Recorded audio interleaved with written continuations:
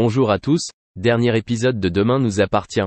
Notre actualité du jour portera sur Demain nous appartient, spoiler, Gilles en urgence absolue, Marianne en extrême anxiété.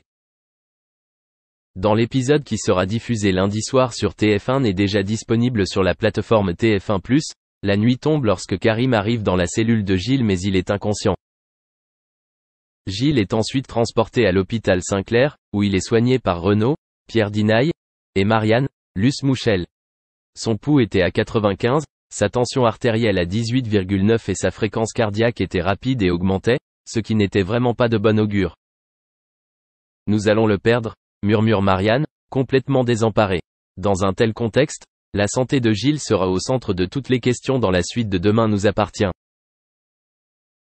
Dans un nouvel extrait disponible sur la plateforme TF1+, Renaud et Marianne informent Chloé, Ingrid Chauvin, et Cécile que le malaise de Gilles est dû à une tension artérielle extrêmement élevée. Bien qu'il ait essayé de stabiliser son état, les médecins n'ont malheureusement pas pu déterminer la cause de sa maladie. Alors que le docteur Dumas tentait de savoir si elle avait remarqué chez lui des problèmes physiques un peu inhabituels, Cécile a expliqué qu'en plus de quelques maux de tête et inconfort qu'il a eu la semaine dernière, elle n'a rien remarqué d'étrange. Gilles est de si mauvaise humeur ces derniers temps que Chloé se demande si tout cela est lié au stress. Toutefois, l'existence de certains symptômes écarte cette hypothèse. Avez-vous une idée, quelque chose, après tous les tests que vous avez faits sur lui, dit Cécile, particulièrement inquiète. Cependant, Marianne et Renaud n'avaient rien pour poser un diagnostic précis.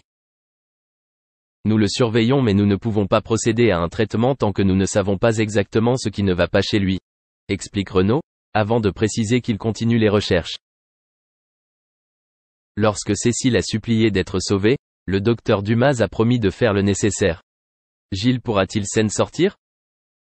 Merci d'avoir regardé et à la prochaine vidéo. N'oubliez pas de vous abonner à notre chaîne. En attendant, dites-nous ce que vous en pensez dans la section commentaires ci-dessous.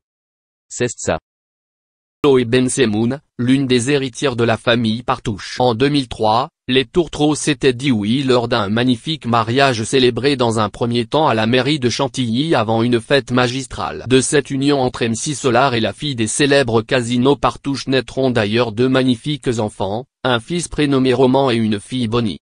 Un prénom qui rappelle d'ailleurs l'un des grands titres du chanteur, à savoir Nouveau Western dans lequel il évoque le célèbre couple de hors-la-loi américain Bonnie and Clyde.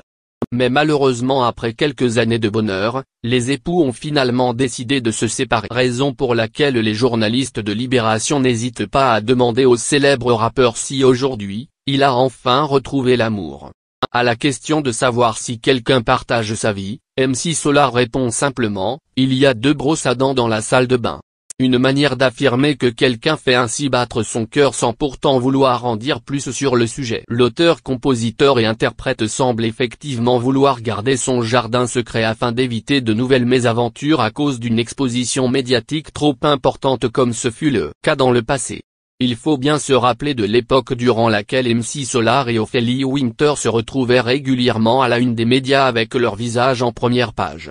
Aujourd'hui, il semble que l'interprète de Solar Pleur ne souhaite plus commettre les mêmes erreurs. En tout cas, l'artiste paraît être un homme heureux. S'il connaît visiblement un très joli équilibre dans sa vie sentimentale, MC Solar a aussi toutes les raisons de se réjouir de pouvoir rééditer quelques-uns de ses plus grands tubes réunis sur ses 3 premiers albums.